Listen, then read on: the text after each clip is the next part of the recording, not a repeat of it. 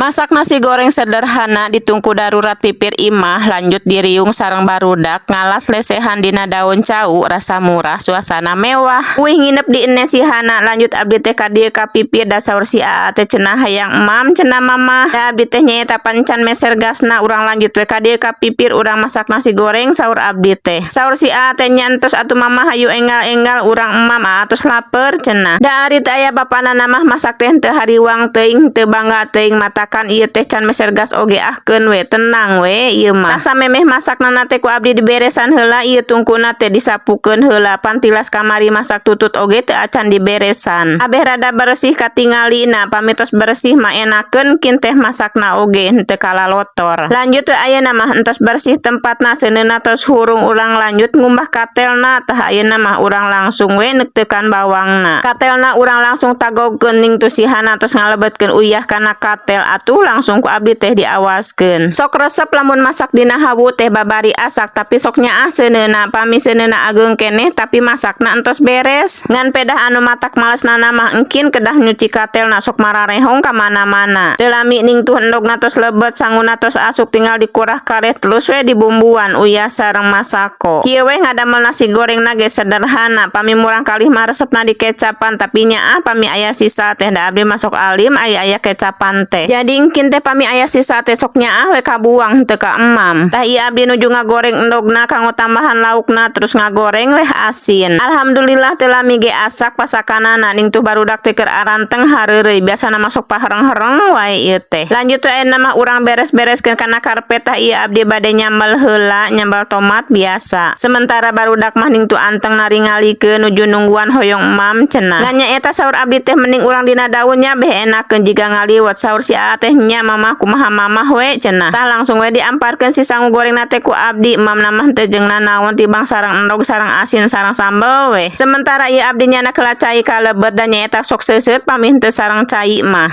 Tiba-tiba si Aa ngagorowok cenah majar teh mamah nyanak sendok cenah. Biasa we budak dua ieu mah nyarios hiji sok nyarios hiji deui sok nurutan. Mau nyanak sendok. Mana nyanak sendok?